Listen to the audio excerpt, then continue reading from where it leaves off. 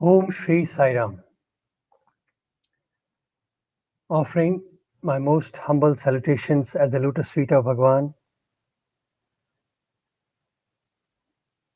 I'm happy and blessed to bring you another episode of his story through the eyes of his voice. Let us start this program offering by our prayer, and may I request all of you to please join me. O Lord, take my love and let it flow in fullness of devotion to Thee. O Lord, take my hands and let them work incessantly for Thee.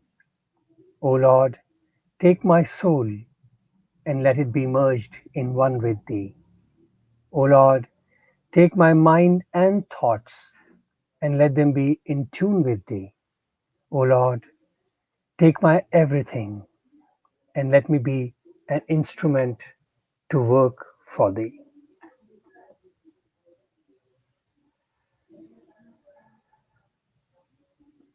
Listening to Bhagwan's stories, talking about him, is a great blessing in itself. I recently came across a very beautiful statement from Bhagwan, and I would like to share that with all of you. When you listen to my story, you forget the story of the world and live in only my story.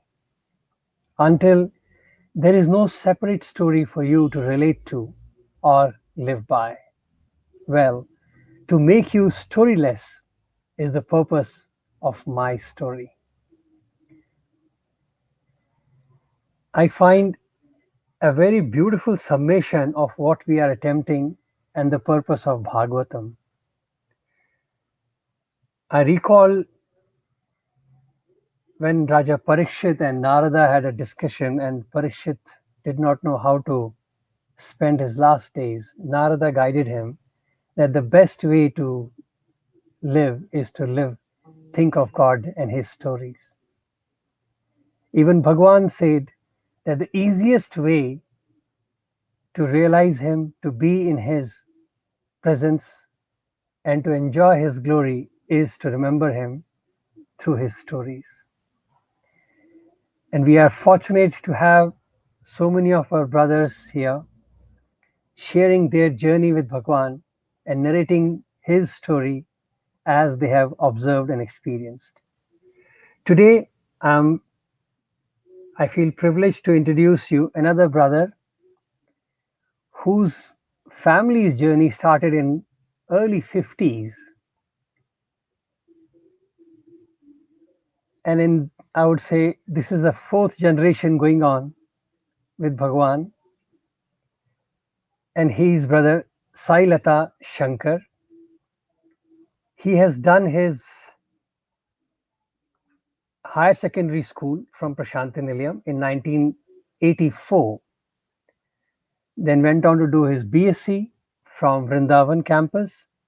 Then he came back to Parthi and did his master's in biosciences. Then, with Bhagwan's blessings and guidance, he went on to do a second master's in neurophysiology from the National Institute of Mental Health and Neurosciences, Bangalore, that is NIMHANS.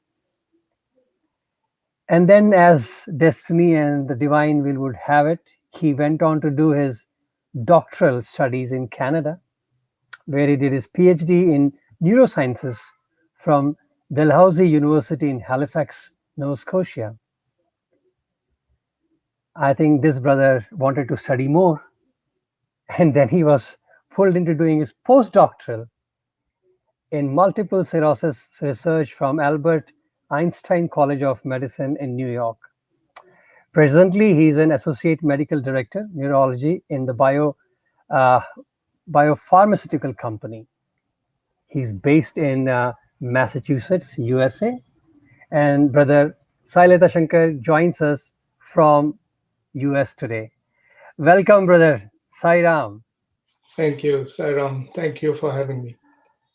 It's a pleasure to have you, and I am only eagerly looking forward to listening to those beautiful tales. So let me start off without wasting any more time. You have a long lineage with Bhagwan, and I believe your journey started with your grandfather coming to Swami. So let us start from that and tell us how did that happen.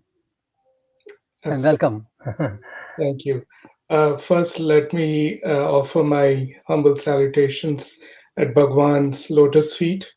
And this is an offering and an attempt to speak about his brilliance. How can one even measure the sun's brilliance and or even narrate it?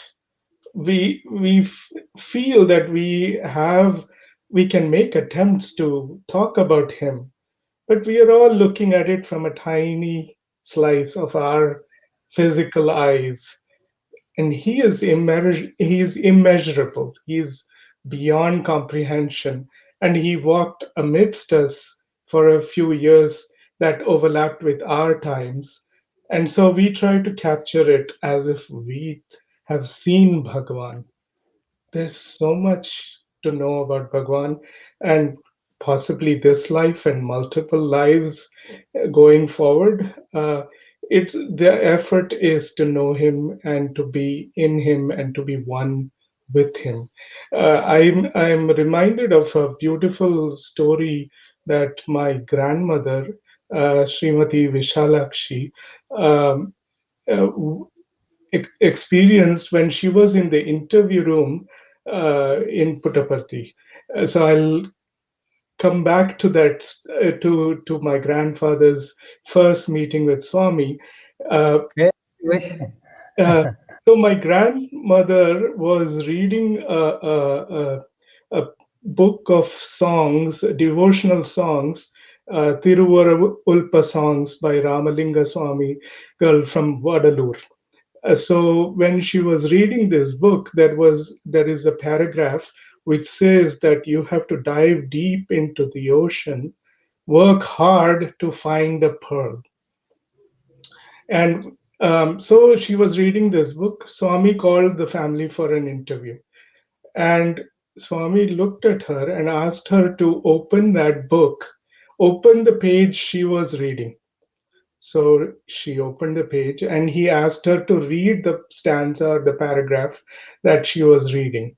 So when she read it, it said that you have to dive deep into the ocean, work hard to find the pearl you're looking for.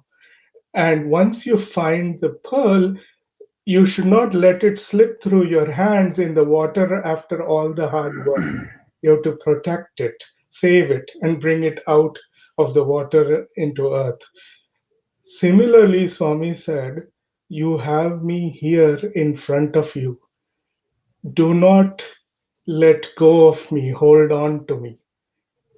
And the same connotation as a pearl, and it teaches us a lot of things. We understand Swami, we have experienced different aspects of Swami, but we have to always hold on to him.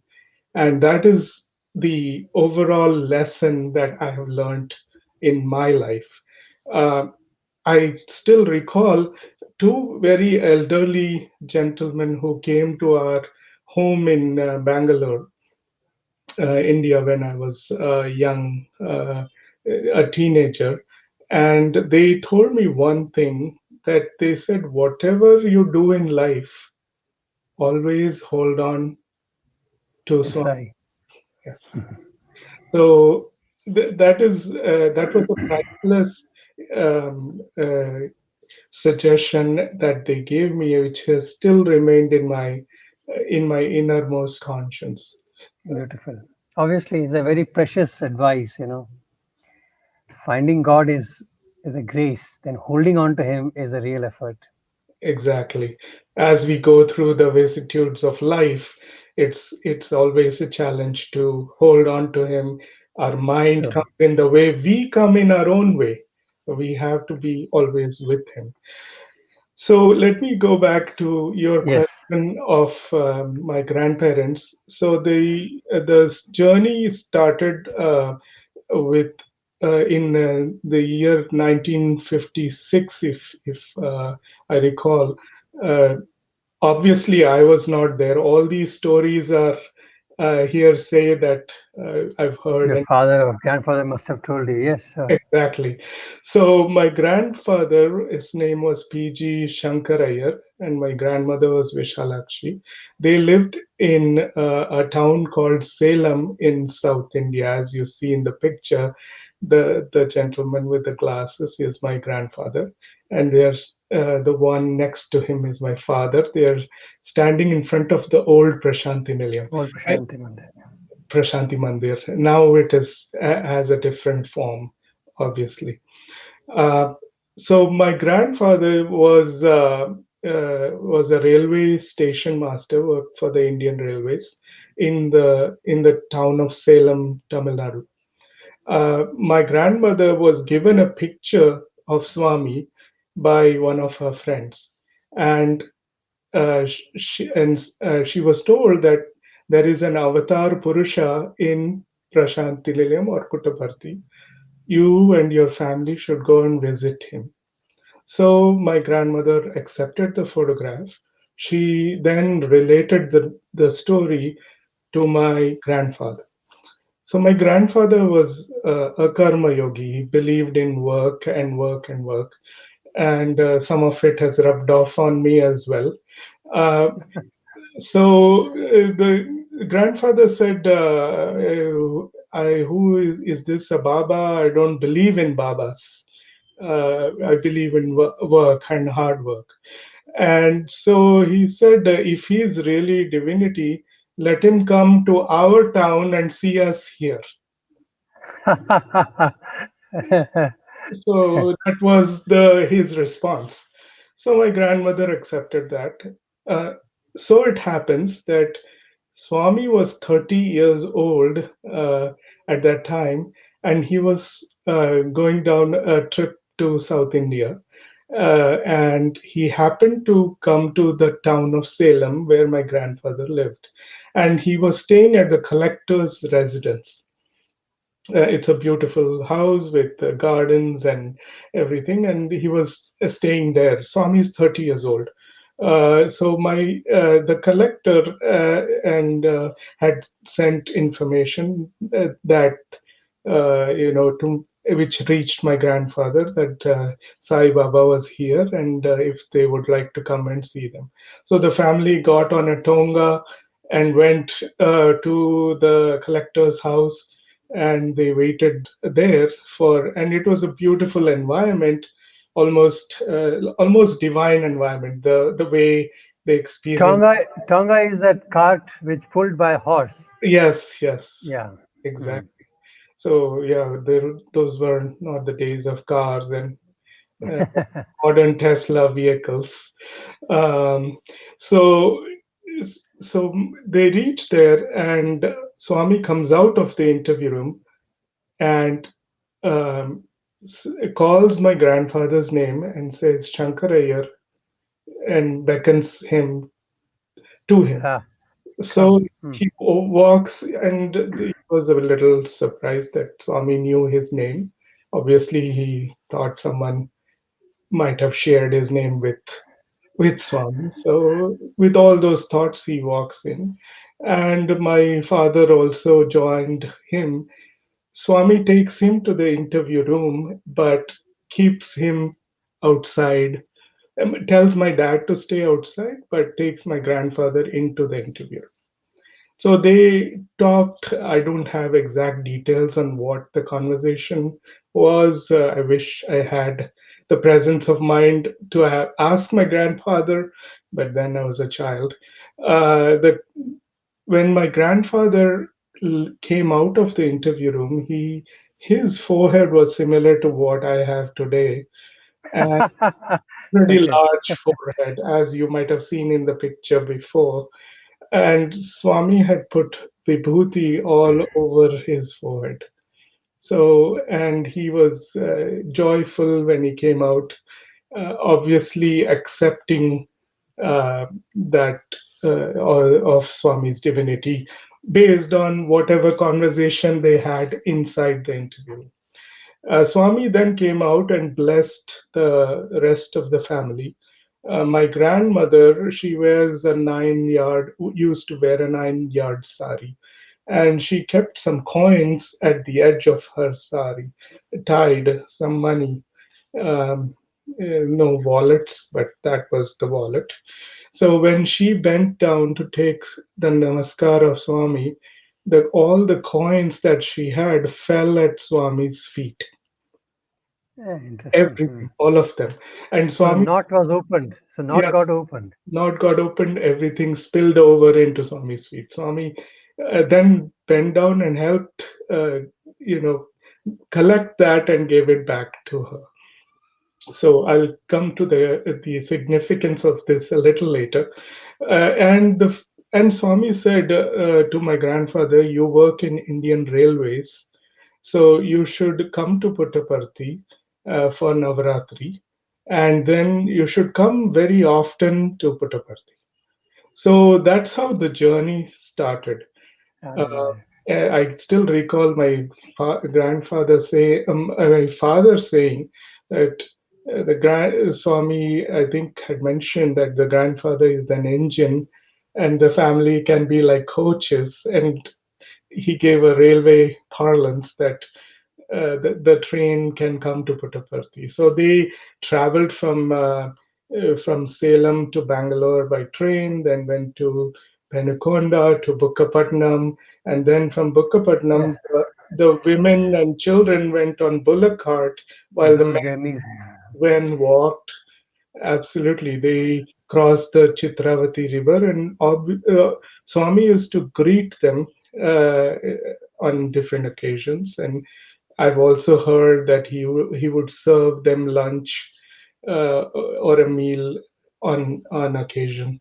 So, and they would go refresh, attend bhajans. They would get family interviews, and this was a routine affair. They would always go to Bharti, and Swami was their everything for them. He was their counselor, their So doctor. that basically the one interview changed the whole perspective of life. Yes, the one interaction with Swami, I would say, that brought the whole family there, and it changed the trajectory of generations to come. So that is the impact of Bhagavan, right? Like Bhagavan, we say, what is Bhagavan? Bhagavana. So Bhumi, Ga is Gagan, space, A is Agni, Va is Vayu, and Na is Nir. So all the five elements here, he's beyond the five elements. He is Bhagwan. He's the controller of it and bestower of it. Yes. Exactly. So that was the way they traveled to Parthi, and they would visit Puttaparthi. I Uh, believe in the earlier days, your dad also had a wonderful interactions going to Perthi. And so, do yes, you have any memories of that? Your father's interaction with Bhagwan coming to Perthi? yes. My father was, his name was Shankara Loganathan, and he was 15 years old when he met Swami for the first time.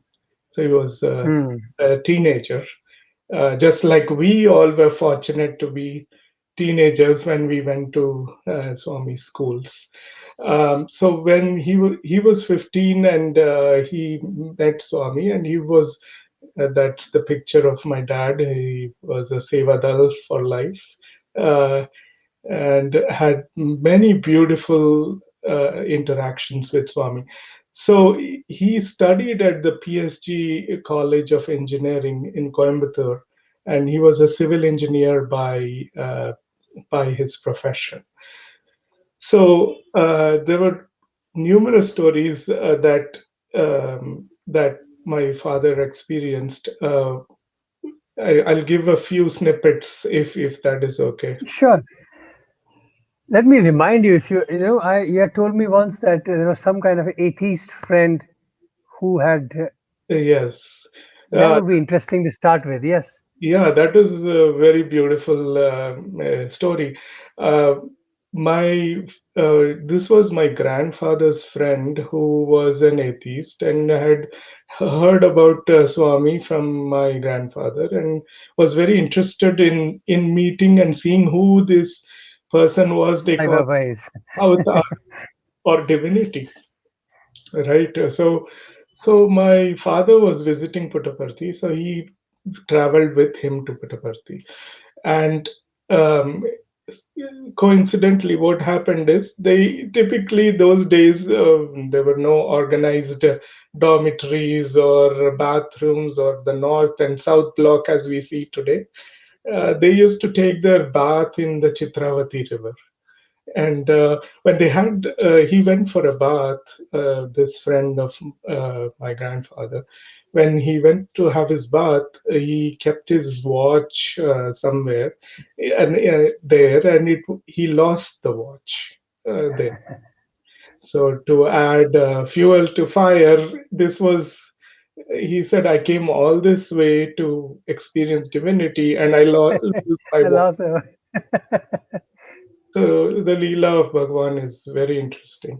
So they went, they had their bhajan, they went to a bhajan session, which is in the morning, inside the mandir. And the bhajan hall is there as similar to what is there now. And there is a first floor balcony, and there is a Rama Sita statue that is in the first floor. And Swami would sometimes come through the gap and give blessings and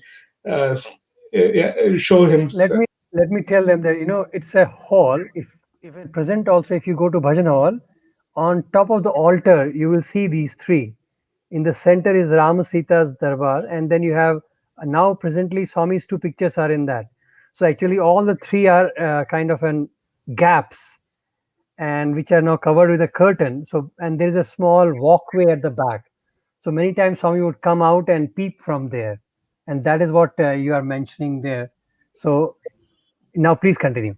Yes, so exactly, and it is quite at a distance. It's Yeah, it's quite high. Yeah, almost higher than 12 feet, if I could recall, it or should be around 20 feet. Yeah, 15, 20 feet easily.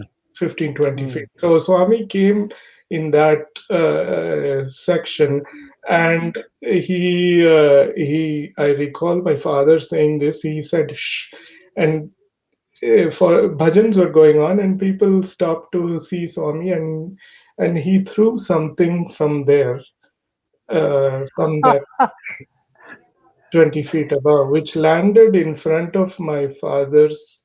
The friend of my grandfather was sitting in the bhajan hall. My father happened to sit right next. This object dropped in front of this gentleman, and he looked down to see what it was. My father also looked. It happened to be that same watch that he lost at the Chitravati River. It had It landed from 20 feet. It didn't break. It was intact. Swami just returned his watch to him. And I hear that since then, this gentleman put vibhuti on his head, became extremely devout. So these are mysterious ways how Bhagwan pulls different people into his fold, and their journey starts. Who knows, what the reasoning is, but these are all moments, treasured moments. Beautiful, beautiful. And Any other memories of those days you had with your dad? Hmm. yeah, there is one memory of my grandfather turned 60. So it is, and they commemorate that with in the south with a ceremony called Shashti Abdapurti. So in that Shashti Abdapurti, so Swami had mentioned that he had called the family to the interview room prior to that. In Shashti Purti is like and just for the listeners who are not familiar with the word, it's like at 60, they remarry the couple. And as fulfillment of life and blessings. And here is the Bhagwan performing that ceremony called Shashti Purti. Yeah. Please. So it was supposed to be January 8th of in 1964, and in November of 63, when the family had gone to Parthi, Swami had said, "Oh, his Shashti Purti ceremony is coming. No need to celebrate that with Adambaram and show and all that. You can come here and we'll celebrate it here in the interview room." So So sweet. it was Swami inviting the family for that commemoration. And he invited them and he told my father, who was working at that time, he said, make sure you take leave from your work and come to the to for this So, ceremony. So so sweet. that is the way Swami had in was involved in that. So we have seen it whenever Swami you would coordinate activities. He goes to the nth degree of detail. Yeah. So he invited them. He and the family traveled to uh, Puttaparthi. My father had an elder brother. Uh, has, they're a family of five, three brothers and two sisters, and the parents, they all went, and there were other extended relatives as well. And they all reached Prashanti Nilayam. They were called in January, and Swami so brought my grandfather and grandmother together, as you had described the wedding. It's to commemorate that wedding, and Swami created a Mangal Sutra, and and then he created nine threads. And the significance of the nine threads is that it is Navagraha, he said. And these nine threads were combined into one single strand of thread. And my father describes that when he created the thread, there was a lot of fragrance that was emanating from the thread, and it was all materialized in front of their eyes. Beautiful. So Swami strung the Mangalsutra with a thread, and he asked my grandfather to tie it on my grandmother's neck. And listen to this detail. When grandfather was tying the thread, Swami lifted her hair so nicely. That is so sweet. Extraordinary attention to details and all of that. And then Swami put his hand over the couple, and Akshata, or the yellow rice, showered on the couple. And there were two lamps that were kept near Swami's lotus feet. And Swami had said these are physical jyotis, or jyotis. These So the grandfather and grandmother are two jyotis. They will come and they have to merge in me. Uh, Beautiful. and he's Beautiful. This is Deha Kalyana. And the Deha Kalyana means the physical marriage, and the children are your witnesses. But what should actually happen is Atma Kalyanam. And, Ah, the witness for the Atma Kalyanam is God. So beautiful. God is the witness for Atma Kalyanam. And he said, once you turn 60, you should slowly start moving away from the world and putting all your efforts to being closer to God. So, how many lessons? Just a small clarification. When you said he did his hand like that and akshatram started falling, Yeah, because we have seen Swami create akshatram and then sprinkle that. yes. So, what did you mean when he said he kept his hand and This was the way it was narrated to me. He kept his hand, and Akshata was falling from started it. falling? Okay, interesting. And in those days, all kinds of manifestations would occur. Yeah, I believe you had your grand aunt also was a wonderful devotee and a blessed soul to be next to Bhagwan. Yeah, If you absolutely. could introduce something about her. Yeah, my grand aunt, her name was, we would call her Periamma Patti. She was my grandmother's sister, and her name was Parvati, really, truly. And uh, That's the era, huh? yeah, this era, and this is the Chitravati River, and there is her picture. Her name, she was known as Chellamma. Swami also called her as Chellamma. She lived into her mid 80s in Puttaparthi, and she passed away in Puttaparthi. So she was widowed early on in life, and my grandmother had reached out and asked for uh, what how should she live her life, and Swami asked her to come to Prashanti Nilayam and live there. When she first came to Prashanti, she was living under a neem tree, and my grandmother said she needs a place to stay. And Swami told her to stay in there was a shed, we used to call it Ganesha shed, near the Yes. Ganesh Mandir in the entrance. So she stayed there, and she was a very devout, ardent spiritual person. She was adept in the art of meditation, uh, and she would levitate from the ground while she is in Padmasana Mudra meditating. And I have seen it with my own eyes. Fascinating person, and very close to Swami. She had a number of.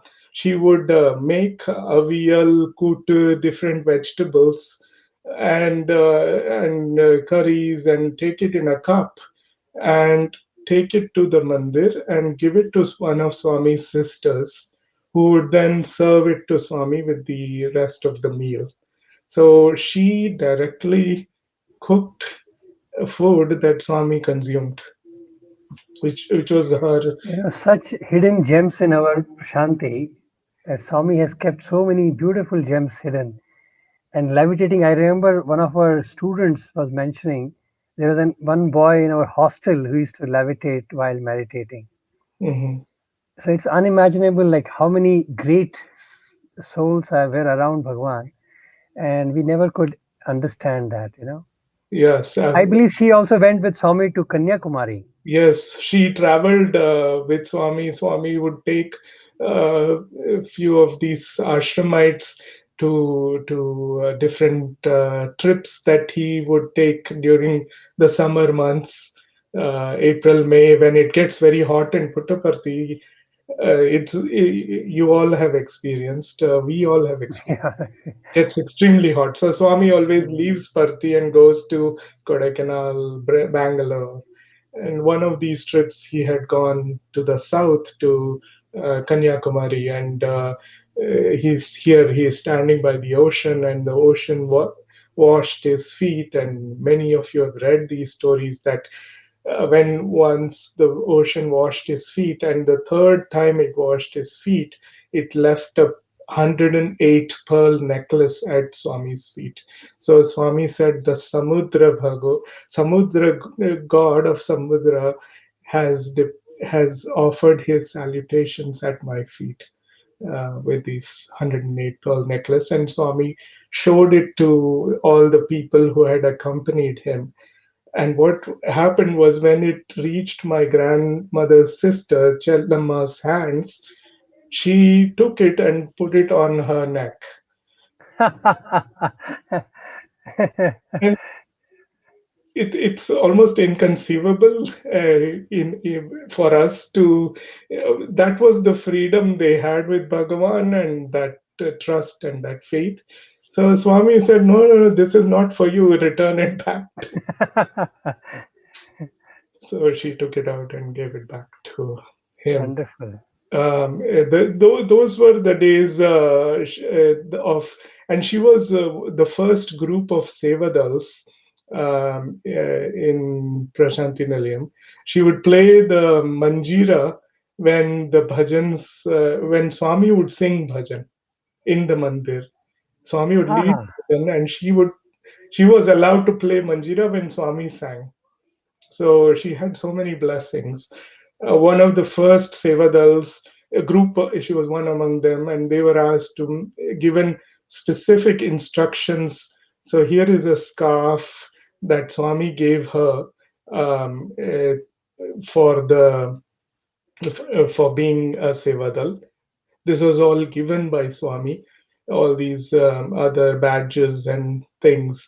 And they were given specific tasks. So Swami would monitor all the activities. And that's how the Satya Sai Seva organization was born. And now it has taken such a huge shape, not only in India, all over the world.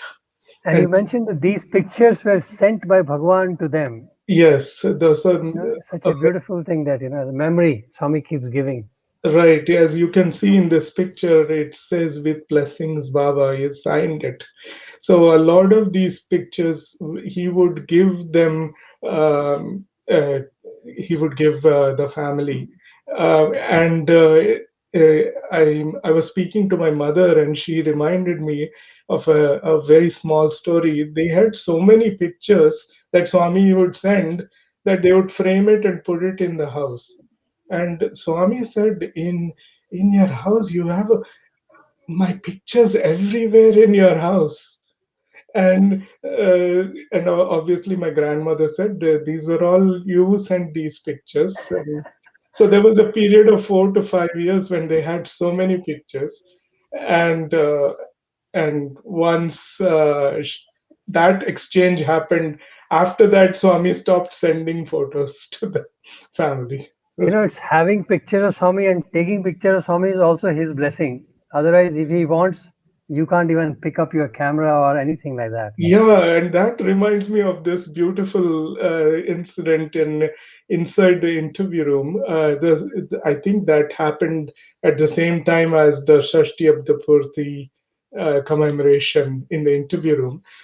My father's elder brother, Sri S.G. Narayanan, he had a foreign camera, Yashica camera, and he those times you had to have bulbs for Yes, flashlights. So he and had Yashika used to be a very popular, very famous one. so he took a lot of pictures. So Swami asked, "What is this?" So he said, "It's a foreign camera." And Swami said, "Ah." And Swami posed for a lot of pictures for him. What happened was they developed a lot, all the pictures. Only two of them came to print. All others were blank. So, and one of the two pictures is here. This is the extended family on the far right. Under a calendar is my grandfather and my father's younger brother, Dr. Subramanian, who is right next to him. They were all blessed to be in Swami. Look at Swami's young photograph, and this was inside the the mandir interview room. That's beautiful. Okay, these stories have got no limits. So I know. Let me take you now to your journey. How did your journey start? I'm Yeah, sure by birth, but it'll be interesting to hear what happened. yeah. So I was obviously when um, I remember when I joined my high school, one of the interview questions that the panel in Prashanti Nilayam asked is, "How long have you known Swami?" So it was an interesting question, right? So I said, uh, I knew him from my birth. So they said, can you explain that? So I explained the whole story. I was born and my grandparents were at Parthi, and it became a similar session to what we are doing now. It, instead of an interview, it was a narration of his story. Uh, it was a beautiful experience. So my father joined Indian Railways and he traveled from the south to north. He was in Ludhiana, Patiala, um, he lived in Lucknow. So after my birth, went to Lucknow where I was living with him. So we were far from Prashanti Nilayam. So the connection was limited those years. But my grandmother's sister would send all the photos, information, and she was the go-between, would share Link, the link. link. She would send Vibhuti. Swami was always kept informed of all the happenings. Um, so, uh, so prior to my birth, my parents were married in 1968, and uh, my grandparents and parents had asked Swami for a blessing that they should name their son or their grandson. They should call him Sai. So their last years, their waning years of their life, they would always be able to repeat the word Sai. Sai. Every Okay. day they would take the word Sai, the Nama Smarana, right? The significance. That was the greatness of those souls, and my parents. So my father S. Loganathan and my mother Rama Loganathan, they uh, they married in 68, and I was born in November of 69. uh, Unlike in the Western world, you need to have a name uh, ascribed the day you're born. Uh, so I did not have a name for a few months. So since they had prayed that Swami should name me, they were able to get to Puttaparthi sometime in the early 70, January, February. And around February of 1970 is when um, Swami was giving Shivaratri discourses, and my mother happened to uh, hold me as an infant, 3-month-old infant.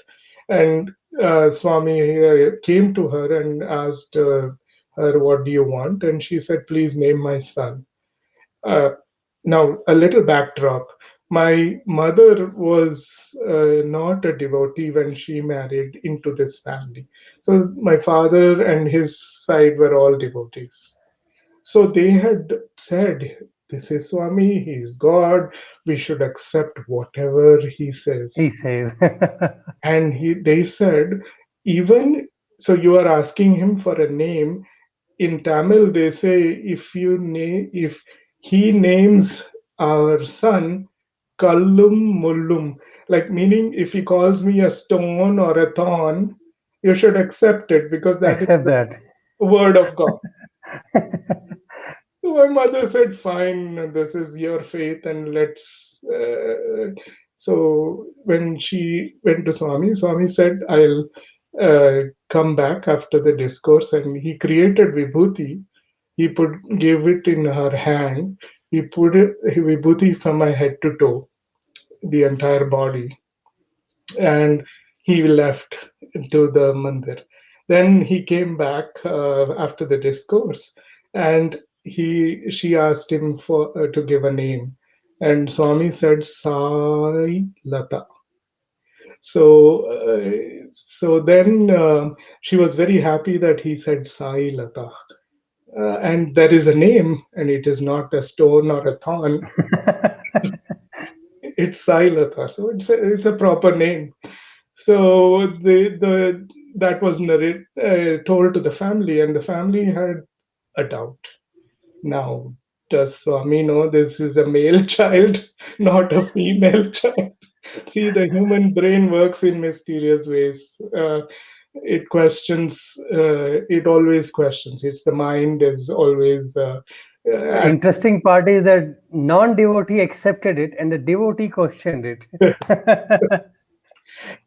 That's the Leela of Bhagavan. So Sweet. they had a strategy session, and my grandmother's sister, who had access to the to Swami's sisters and who were serving Swami, and it was decided that she would let them know and I'll tell Swami about this problem of the name.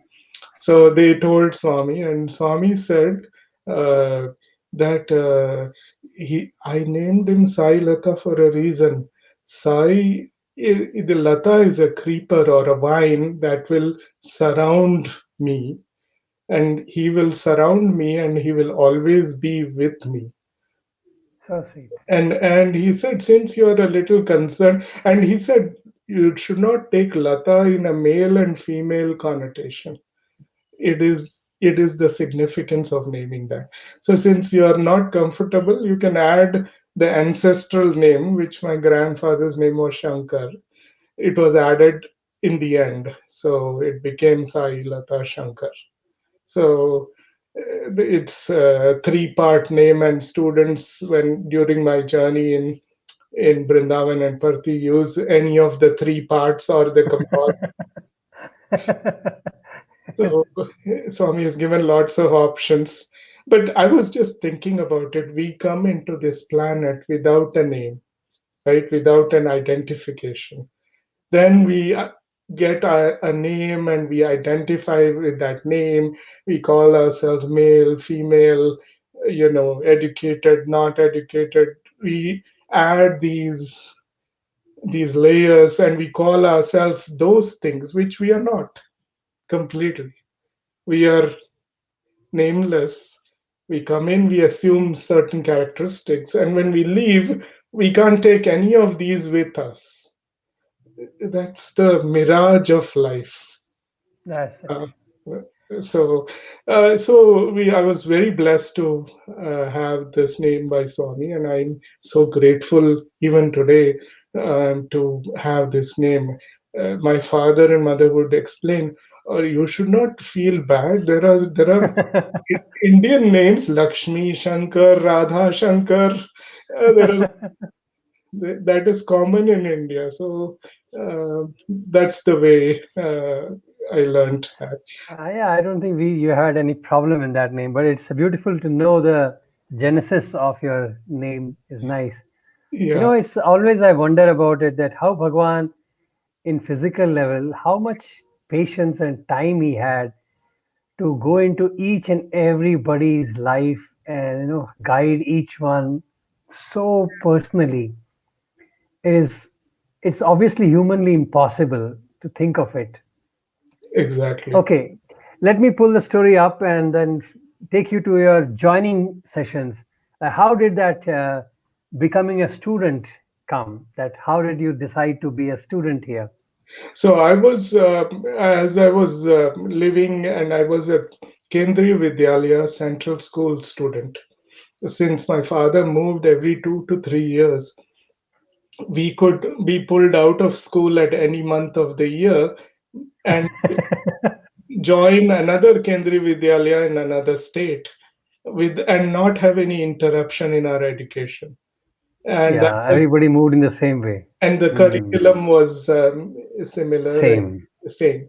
So that was the idea. So I was a proud KV alumni, and and we were in Bangalore, and where I did my ninth and 10th standard schooling, and I was very interested in going studying medicine after my high school.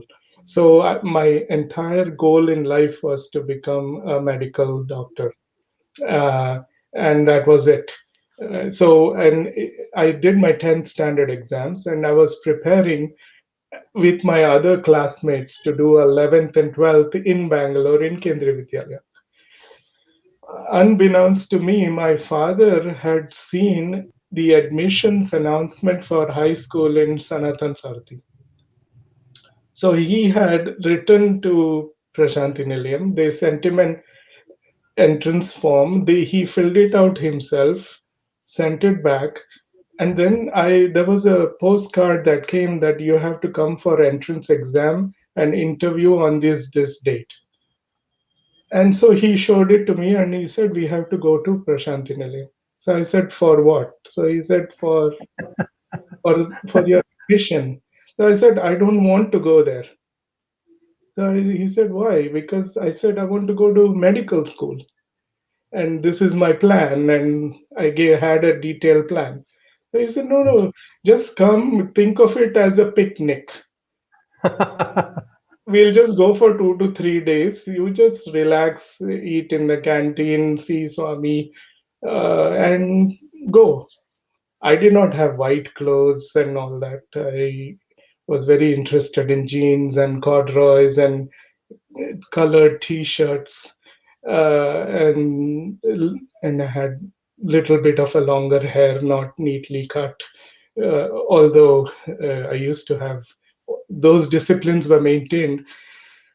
I went to Parthi with him. I said, "Okay, it's a picnic. Let's go." And we went. The two of us went. So I went and wrote my exam. When I went to the high school, they said, "Do you want to go to BIPC or MPC, biology, physics, chemistry, or math, physics, chemistry?" So I was like, nobody told me which side to go, right? And the school people are asking which one you should pick. So I said, my father likes math. I don't like math that much. So maybe I'll try biology. So I just went into biology and wrote the exam. And it was my dad stayed for a day. And then he said, I have to go. My office is calling me. I need to leave. And he put me in a shed there, and he bought a bunch of coupons from the canteen and gave it to me. And he said, "You stay here, you eat here, you go for darshans, and finish your interview, and you come back."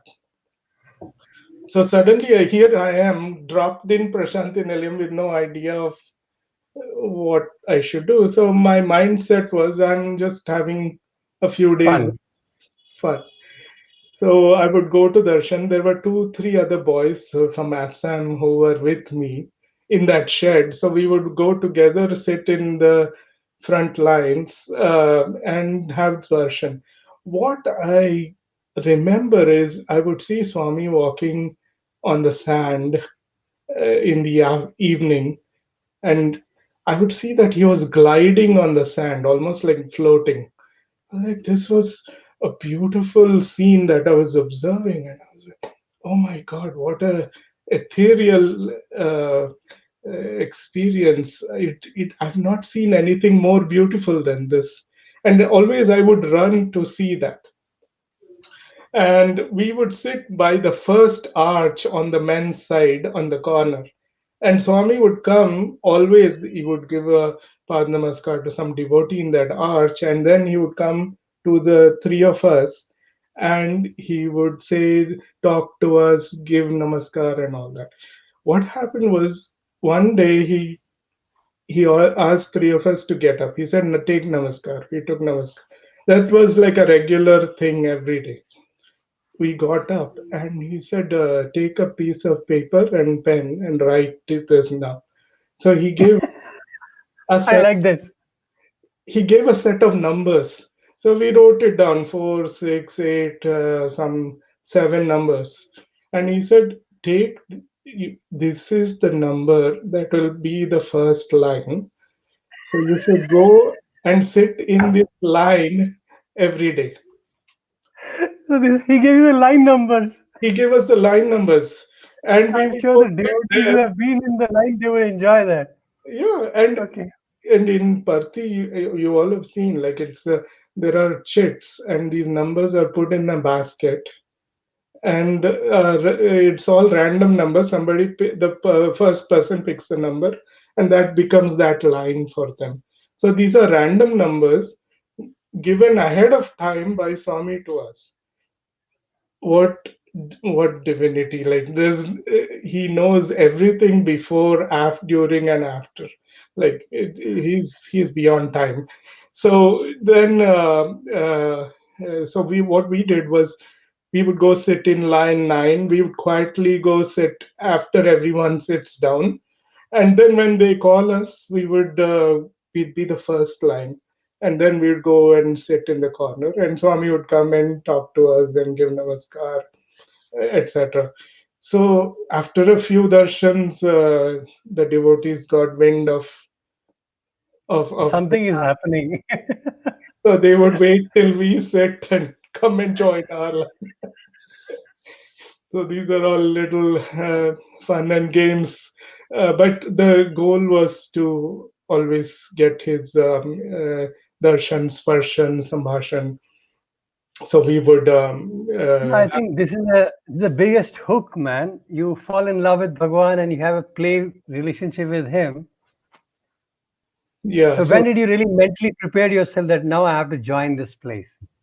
Or it just happened? it so then I was called for the interview, and as I explained in the previous segment, we they were asking the story, and they said we would have to wake up at 5 o'clock, and I said I wake up anyway at 5 because in Kendri Vidyalayas you have to go there by 7:30 in the school. So I'm used to that, and they said you'll have there are you cannot see movies. So I said that is difficult for me. I want to see some cinemas and movies. So then they explained the whole the background of life in Bharti. So I accepted it, and they said, "Welcome, join. You'll join the school." I went back to Bangalore, told my parents that I'm joining the school, and my father came and dropped me in Prashanti Nilayam. I still remember that I was dropped in front of the hostel, and I took my bedding and suitcase. Uh, those days were fantastic. We had so little, and we were so happy. That's the way Swami brought all of us up. I walked into the hostel, and I walked in at about 9:30 at 9 o'clock at night, and I was taken to my room. And the room, there was night prayer in the room, and everybody was quiet, and they were sitting around Swami's picture with a lamp lit. So I said, "Where is my room?" They said, "No, you have to stay here with 14 other boys." So that was a new sort of, awakening and adjustment and learning to live in a communal setting where you don't have your own bed, your room, your TV, all those things. You had nearly 16 boys in one room. Yes, and we you have to share four showers, and there were 40 students. It is a lot of adjustment but it teaches you how to share, how to live in harmony with others, uh, and he taught us to live in a 6 by 6 space or a larger space. So he's made us, in a way, Swami, the whole student experience has made us multifunctional. We could exist in less or we could exist in more. And it's that adjustment mentality that is beautiful. So I had joined Parthi and started living in the hostel. It was initially very difficult because Andhra food is very spicy, right? The hostel rasam and sambar was really spicy, and I was not used to spicy food. My mother cooked quite bland food at home. So it was an adjustment, and I would not like the breakfast so much. So particularly the idlis were very hard. So what I did, I remember Swami joking about it initially. I used to say, I'm going to send you hammers. So we wondered, like, why is this one sending hammers? He said to break idlis. So he would joke about it, and then later on he intervened, and I think the food changed afterwards so beautifully. yeah. But yeah, those were the beautiful days about it. So I would take those idlis and pretend I was eating and not eat them, and I would take it one and get up slowly, get up when other boys are getting up, go to the wash area and put it in the garbage bin. And only I knew that I was doing this. No one else was aware. So, and this happened, and we went to the mandir one weekend, Saturday or Sunday, and I was sitting there by the middle portico, one of the columns, And Swami comes up to me and he says, "Get up." And I got up with my hands folded, and he said, he said Hindi, "Breakfast acha nahi lagta." So Don't you like breakfast? I like breakfast. So for a minute, I didn't know what to say, and then he called the warden and he called the kitchen in charge, and all of them came to Swami, and he said, "This boy, he takes the idlis and he puts it into the garbage bin. He doesn't eat it." And then Swami was scolding the teachers, saying that my boys are not eating food, they're not getting nutrition, and so on. And for a minute, I thought he will scold me, but he's scolding the teacher. So it's that is his. He knew every action that we did, and that was a learning for me. Oh, it's not that I'm doing this all by myself. Swami is watching me, right? So sweet. So as a child, you as a young person, you are learning all these intricacies and the glory of. This is your birthday picture with Bhagwan, Yes, and it's a nice thing for people to know that every birthday we could go to Bhagwan with a tray. I believe you're carrying the pan box or something like that. correct. So Akshatram. today is November 7th. I was born November 3rd, just 4 days back. Uh, and Happy birthday. thank you. So one of the greatest joys in Parthi was to take a tray with flowers and clove and a few other things and offer it to Swami and with akshata. And Swami drops the akshata on you, talks to you, gives you namaskar. So here is one such example. And I had taken a red rose and a white rose to offer to Swami, and I gave it to Swami. He's took it and he's holding it in his left hand, as you can see. And when I offered it to him, I said, "Swami, I mean, I didn't express it in words. This was my internal thoughts." I said, "I really like the white rose, uh, Swami, and I hope you can give me the white rose back." So these were internal thoughts, not expressed. Okay, that's all. And for a fleeting moment, the thought passed and it went. Swami took both roses. He did Akshata, gave me Namaskar. Then he stepped to the next person, and from he took the red rose and threw it to one of the students in the back. But he was still holding the white rose. So I said, "Oh, he has already thrown the red rose. Now the white rose will go any minute to somebody, and I'll not get my rose." And Swami then turns and walks towards the lady's side, gives darshan. He has a stack of letters, so I can't see what is in his hand. My focus is on the rose in his hand. And he walks to the men's side. He takes a full turn. He comes back, walks between the students in the middle portico. Then he comes all the way to the front and he gives letters to Kaldas, who was standing right at the corner. And he gives the stack of letters. When he saw me gives the stack of letters, I see that he's still holding the white rose. You're so stuck to the light. So I was amazed to see he was still holding the rose. And then he talks to a few other students. He comes then back to me and asks for my tray. So I give the tray. He takes a glove and puts it in his mouth. And then he looks at me, and I'm standing there. He said, "You want the white rose?" And he puts the white rose in my pocket. And he says, "Namaskar, Chesko." What a what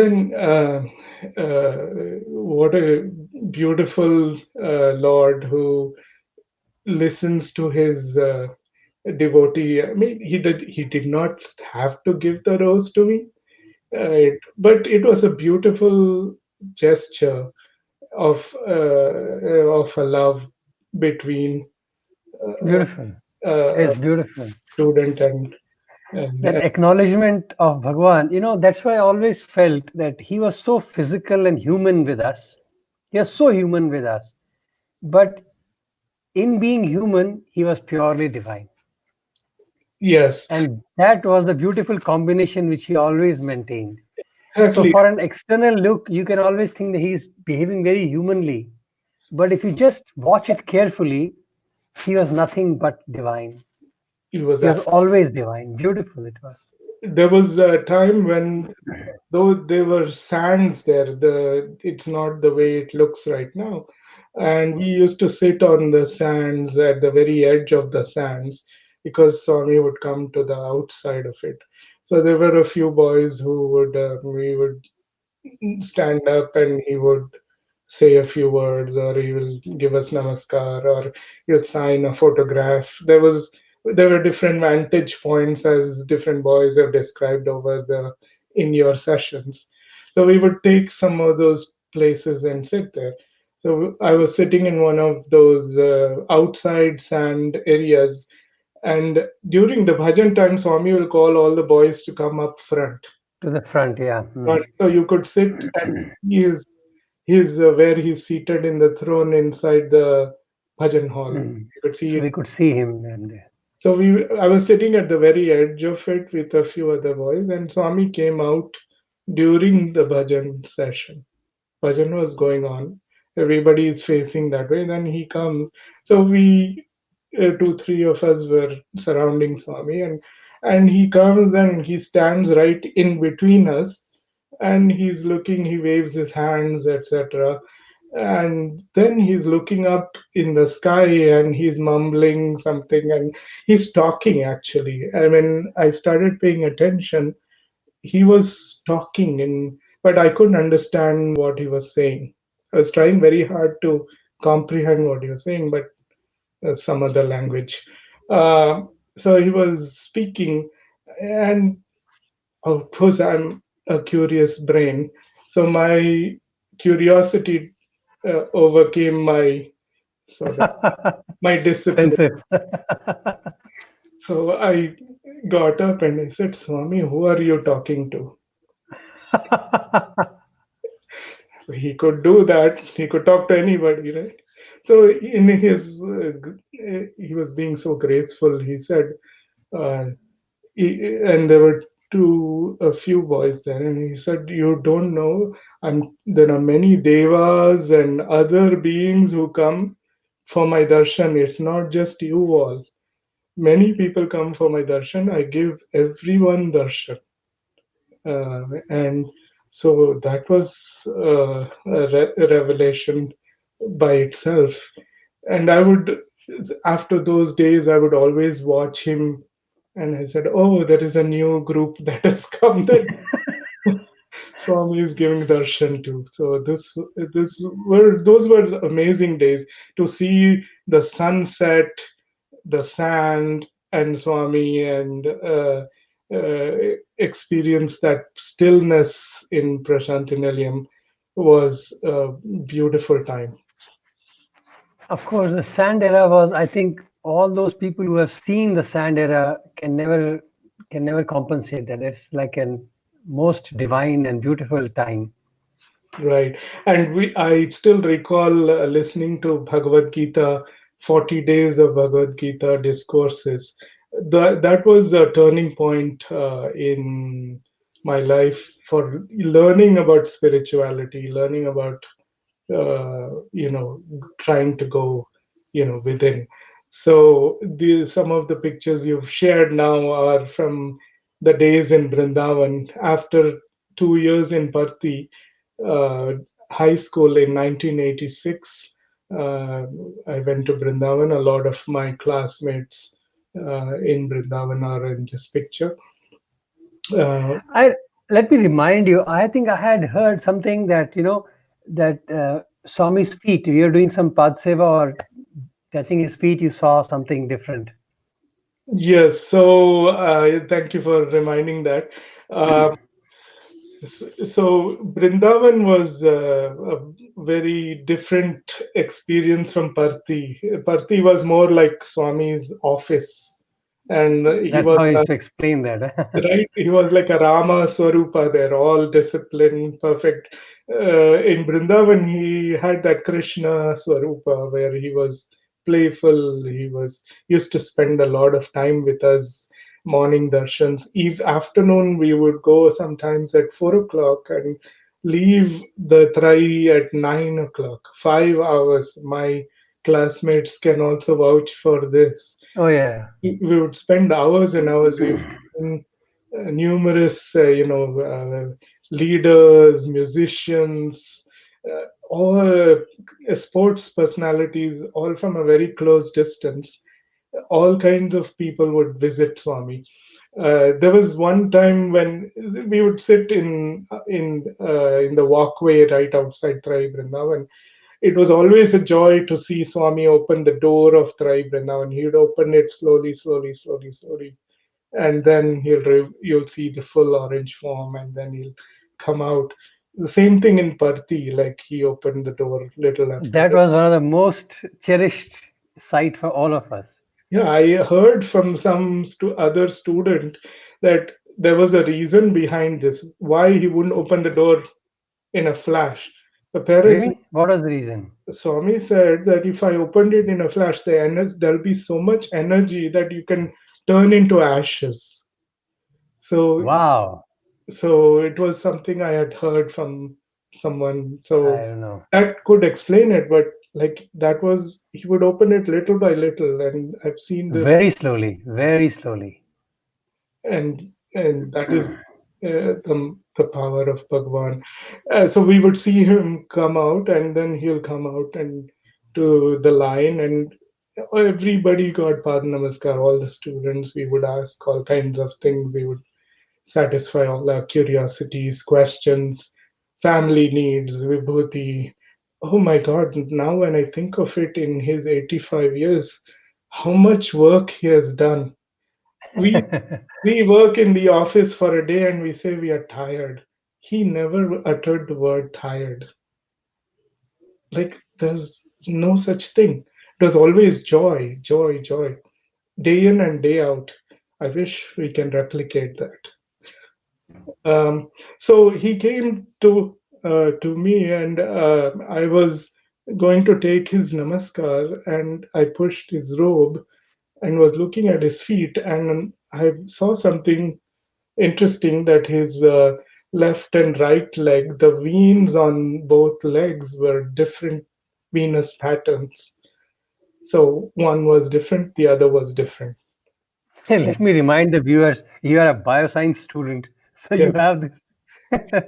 I was more interested in the biologically looking at the intricacies of the human body. Um, so I was looking at it, and Swami said, "Do you know this is different? One is Shiva's Rupam, and another is Shakti. Both are in this body, so that is why they are different." That was all. I didn't ask any questions. I accepted it, and it went on. Coincidentally, I recall my father when he had an interview in the interview room many years prior. Swami gave him an interview, and he said, "What do you want?" And my father always used to, have tears in his eyes, and he was crying. And Swami kept asking him, "What do you want? What do you want?" And he didn't say anything. He didn't ask for anything.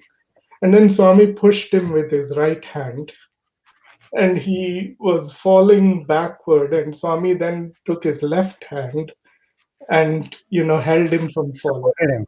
Hmm.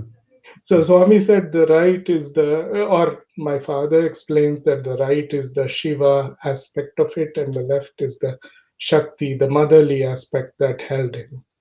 So So sweet. I'm sure a lot of students would have experienced this Shiva Shakti Swarupa of Bhagwan. Let me remind you of another thing. You remember your Sikh ward experience? Right.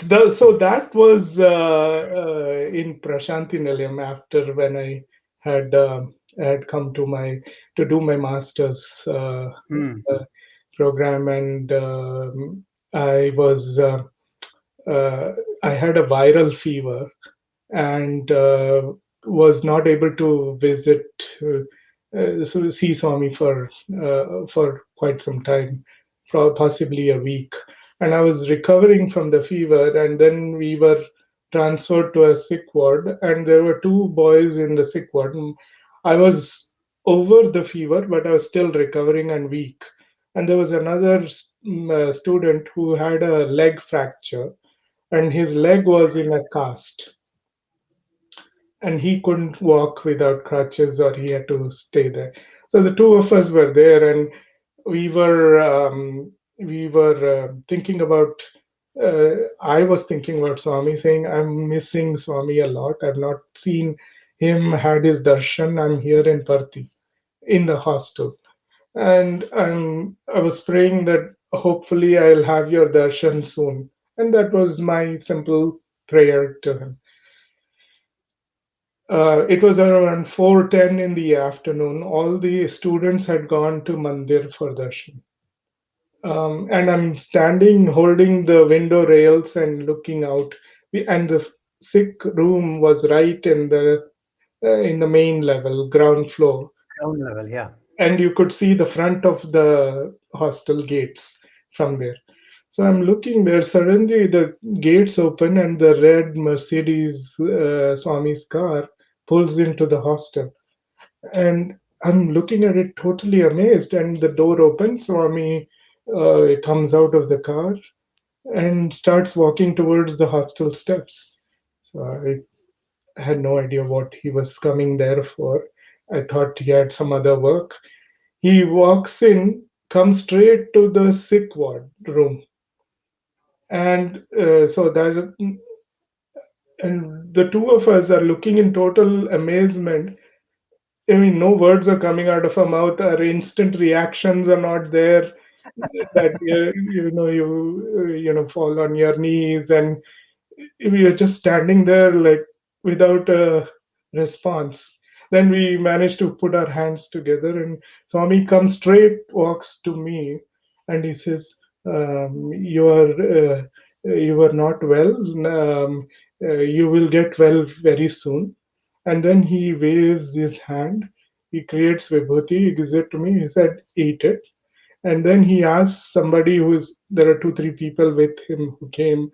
He said, told one of them to get a glass of water. So he gives me the glass of water and he said, "Drink this after the vibhuti." And so I drank it, and then he puts his hand on my head and he said, "Now take namaskar, you will be all right." It was a few seconds of incredible. It stayed in my. It has stayed with me forever. That Of course, of just course. praying to Swami with a pure heart and asking if I could have his darshan. And here God comes directly to where you are. And then he goes to the other student who was uh, there on the In the other car. side of the room, and he said, "Why did you break your leg?" and all that. He jokes around, and then he asks for a pen and signs on his cast on his leg with love, Baba.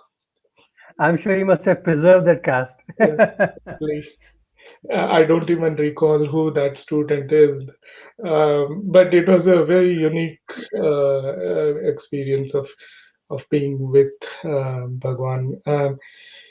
So the 3 days were beautiful with a lot of learnings, teachings, and again coming back to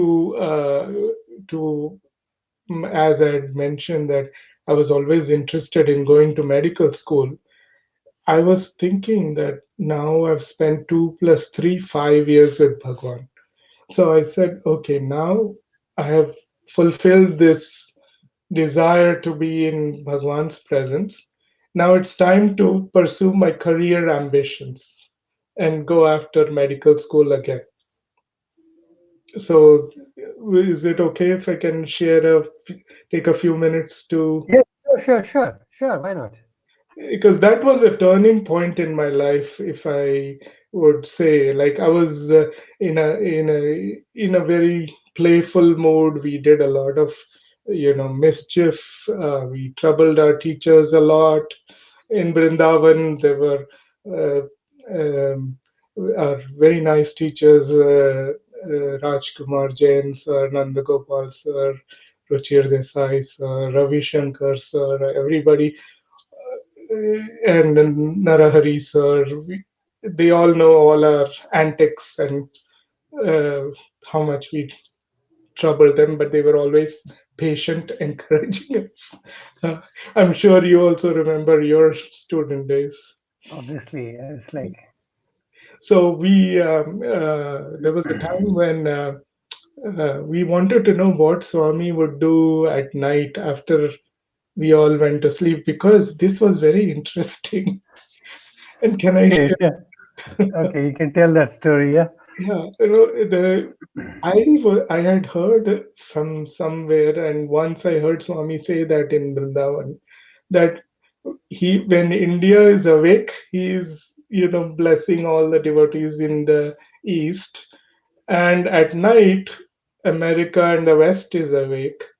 India He's night. So he has to bless the folks in the West, right? So he has to be up all 24 hours because there's the whole earth, right?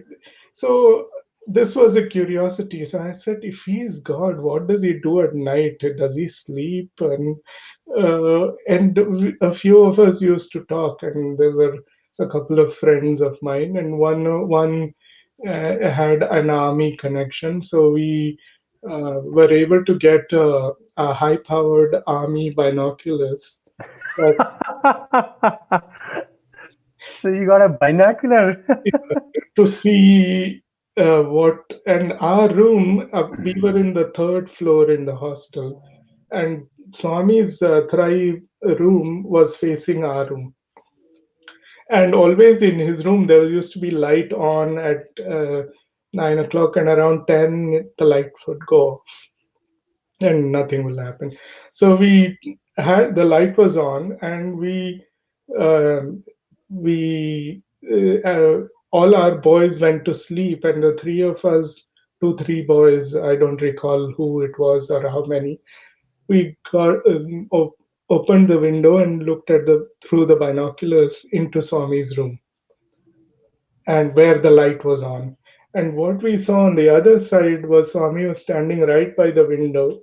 We could see we could see the crown of his hair, and somewhat some parts of his face, but he was standing right by the window, so we could also see that.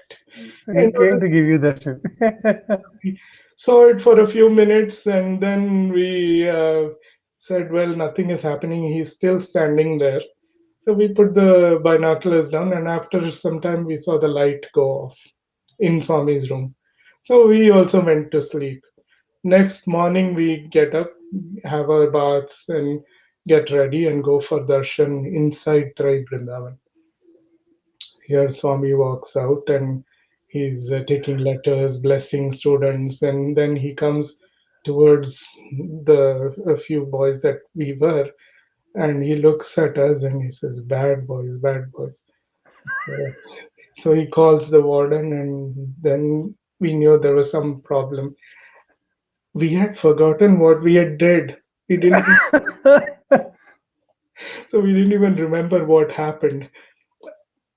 Swami comes and he says, "These boys took a binocular and were looking into my room and looking at me. They are not sleeping, so you have to maintain discipline. You have to make sure that they go to sleep. They turn off the lights." So after that day, the warden used to wait in the room till we turned off our lights and make sure we slept. So, so those were playful, beautiful days in Bhagwan's presence. And he didn't Yeah, Sai, life moves very beautifully with Swami, and the problem is initially we may not have that physical like we believe God in a different manner, and then you get dependent on Him so much physically. For everything we need a Pad Namaskar. You have any stomach problem, go and give letter to Swami. It's like that. So we are so dependent. When did that turn happen for you? Yeah, so this was happening, and as I said, I had career ambitions, and I wanted to go to medical school. So towards the final year of my bachelor's, I wanted to. I started applying to different medical school, All India Institute of Medical Sciences, Okay. JIPMER, AFMC in Pune. All of these application forms, I got them. I filled them out. I would go to the principal to have it endorsed. Principal of Satya Sai College in Brindavan, and that time Professor Anil Kumar was in acting as an interim. Uh, Principal, yeah. He was the principal of the campus, yeah. Professor Narendra had left, and Anil Kumar was the principal. So he would sign my forms, and um, so we would. So this was going on, and I was enjoying those days. And I finished my BSc. All the students left the campus. We went to our home. The Bangalore boys were allowed to come to darshan inside Trai. So there were only a few of us, handful of us, not a whole number of students. And so we would sit at regular intervals, and there was a lot of spacing between us. And Swami would come to each boy and give darshan and talk and take letters and spend a lot of time. So it was a very prized time. So I said, anyway, I've left, so I'm leaving Swami's school. Let me enjoy these last few days in Swami's physical proximity. And one day he comes to in outside for darshan, and he stands in front of me, and I'm sitting cross-legged, back straight, and he touches my head. That's all he does. I can feel his front fingers and the top of the palm touching my forehead. And uh, little by little, I'm slowly feeling that the sounds. There were a lot of birds inside. There were bird cages, and there were some deer inside Trai, and it was very green and beautiful. I heard that the sound was fading away. I was slowly not able to hear any of the sounds, but I can see everything. I can see him. Then I slowly see that my eyes are losing light, and it's becoming darker and darker and darker, and I completely lose eyesight. And so there is no physical sensation. And the next thing I perceive is that Swami is telling me to hold his hand, and I'm holding my hand, and we are taking off vertically like a rocket into space. And we fly all the way into space in darkness. There is no light there. And then we go horizontal, and we are flying at tremendous speeds in space. And this is all an experience at that moment. This is what I was perceiving. And Swami is turning and looking at me, and he says, "Don't hold my hand tightly." So, and he's increasing the speed, and it is unbearable speeds. And then I told him, Swami, I cannot do this anymore. I cannot do this. I want to go back. I want to go back. So he said, hold on, hold on, hold on. And we go, and then he says, okay, now we'll go back. And then all I perceive is we come back. And then slowly I see the light coming into my eyes, and I can see his orange robe. And then I start hearing sounds, and all that. And then I look up, and he's smiling. The first vision I see when I open my eyes is I see his eyes looking down at me. And he then tells me to take namaskar and then pats my head again. And then he said, good boy. And he walks away. The warden came running to me and he said, "What was he telling you? He was talking to you very animatedly." So I said, "He was talking to me." I had no idea. All I knew was this, right? What I described. And so then Swami comes back, goes into his room. We all leave Tarai Vrindavan. I'm walking to the hostel. I walk to meet one of the brothers or teachers there. I ask for a piece of paper and pen, and I write a letter to the principal saying that I would like to continue my studies in Prashanthi Nilayam for my masters in Bhagwan. And I'm writing it, and there's no thought, no other thought, no desire to go to medical school, nothing. Everything is evaporated. And I go to Professor Anil Kumar's office, and he was free at that time. So he calls me in and he says, "Ah, boy, what do you need from me?" So, another signature, which medical college are you applying to? That was his first words. So I didn't say anything. So he said, "Boy, speak. What happened to you?" So I said, "Sir, I wrote a letter." So he takes the letter, reads it. He said, "You want to go to Prashanthi Nilayam? Are you playing with Swami? What is this? You want to go to medical school? You want to go to Prashanthi Nilayam? Why are you so confused and all?" So I just my hands are like this, and I'm just looking at him. And there's a picture of Swami behind him on the wall, and I'm just looking at that picture. And then I keep looking at it, and I've never spoken like this to a teacher or a elder. Um, I said, sir, don't mind me saying this. Who are you to come in between me and Swami?"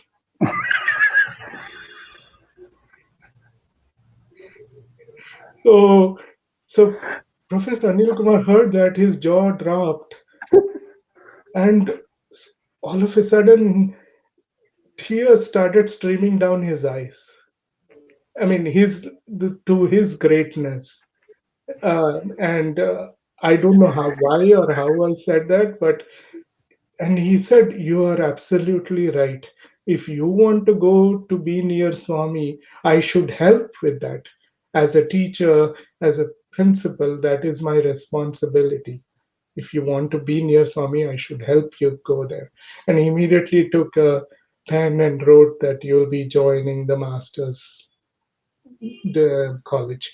So that change, that touch of Swami, that experience took away those desires. But eventually, Swami brought me back into the neuro side, as you explained initially. I'm back in the medical field.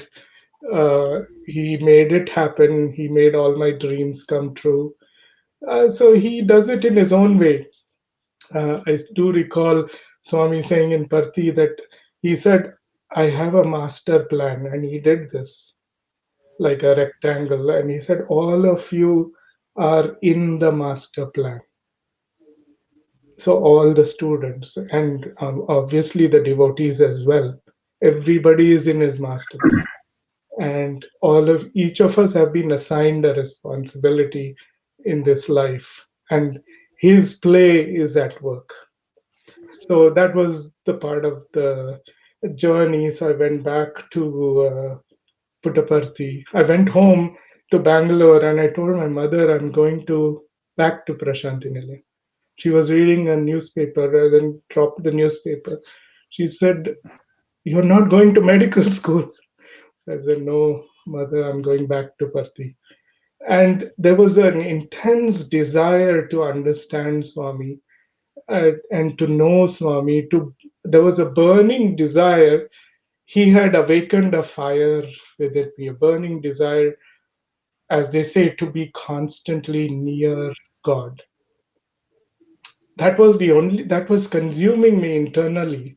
Uh, I wanted to be in his presence all the time. And Let me ask you something. After this experience, next 2 years of yours, was Bhagwan's physical interaction still on, or did it went slow? it was very limited. Very Uh, limited, right? and Yeah, even I would not seek it as much. I wanted correct. to see him from a distance, and I was listening to his discourses. I was reading Satya Sai speaks. I was into all of those. I wanted all the learnings. I wanted. It was an endless ocean. I had taken a dive, and I love reading. So I was reading this discourse and that discourse, and I was listening to his discourse. I was When Swami would give discourses, I would write every word of it. I still have notebooks where I have written, transcribed every single word of his discourses. So that was and then I was saying, why are these students rushing to, grab his hand and his feet and take a picture and hold, be close to him? He's everywhere. I want to experience that divinity, and that was like more my journey. He guided me to seek the apratyaksha swarupa, to go within, and I knew the answer was not running to the ashram and to his physical form. And if I want him close to me, I mean, there are hundreds of students. There is no way he will be always in my presence physically.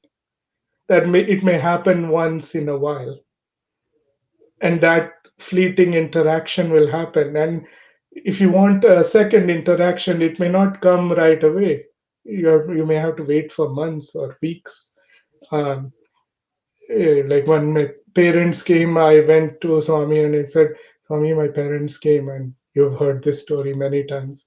Swami said, outside the mandir, there is a lady who is selling garlands. Go buy garlands, put it on them, and take namaskar. I was like, ये क्या बात है? Like, I thought he knows them and he has seen them for years, and he'll say, come, I'll talk to you and all that. But here he's joking. And so he was less and less encouraging me to not seek the form and seek him in other ways. So, how do you decide to go to Canada then?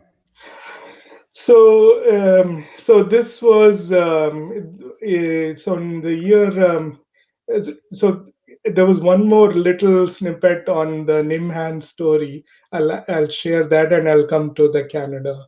Uh, Okay, it we have some When you time. Yeah. start talking about Swami, all these memories start flooding. Uh,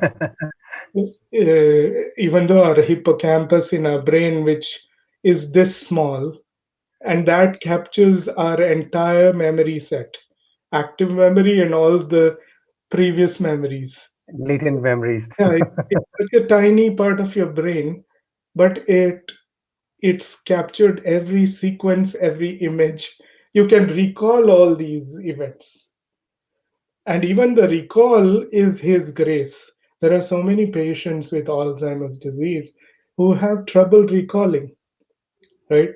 So if you are able to recall and narrate and share, that itself is his grace that you are able to do that. Uh, Certainly.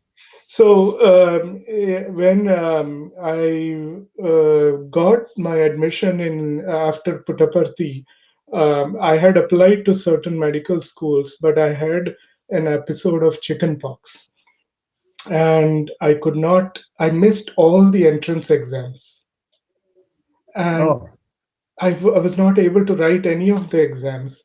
So I prayed to Swami. I was very downcast. I was feeling what am I going to do in life? I have finished 7 years in Prashanti Nilayam.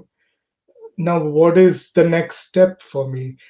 Now I see that a lot of my brothers they offer career counseling to the present students, which is a beautiful thing. And it's always a good thing to guide young minds as they come out from the Swami's portals and they enter into society.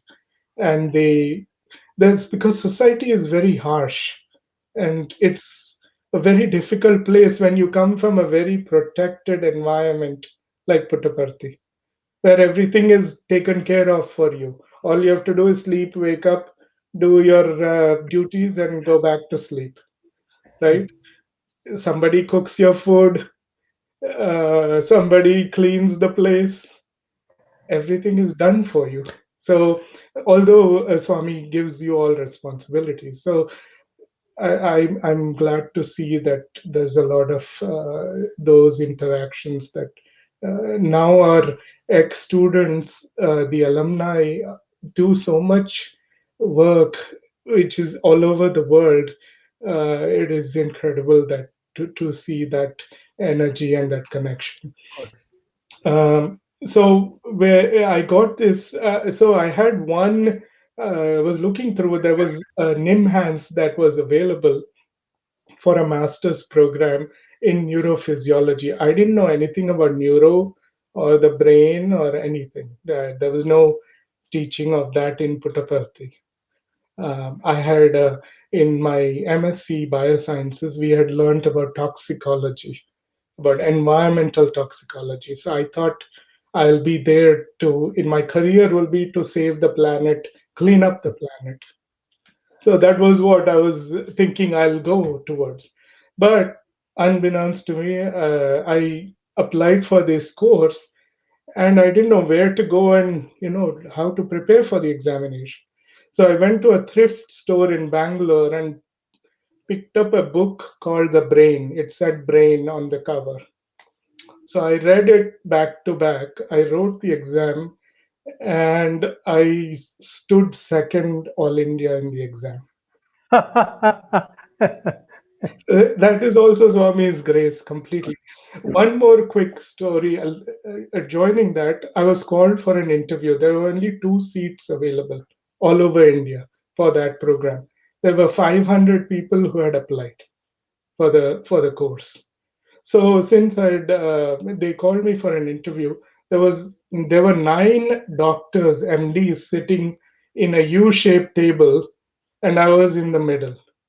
And Dr. Channavasappa was the director of NIMHANS, and he was a Swami devotee.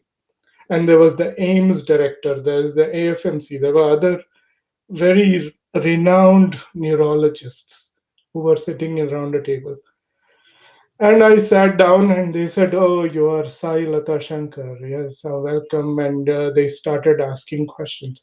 Tell me about this, tell me about that, tell me about the hippocampus, tell me about all the neuro questions. So somehow I was able to answer all of them. Then, as we were going through the questions, you have a very unique name and you come from this institution called Satya Sai Institute. And I said, yes, and that is in Puttaparthi. And would you like me to tell you more about it? Because that was my strength, right? So they were a little puzzled. They said, "We've not heard about this institution," and so on. And then the chairman of the interview committee, Dr. Channavasappa, he was a Swami devotee. He, in fact, even helped with setting up the neurology division in the super specialty hospital Whitefield. in Parthi and Whitefield. Bharti also, okay. Yes. So he said, I have been to Prashanti Nilayam. Let me tell you about Sai Baba. And suddenly, the next 20 minutes of the interview, we are talking about Sai Baba and Satyasai Institute of Higher Learning and how students are disciplined. And then and they are having an exchange. They completely forgot I was sitting there.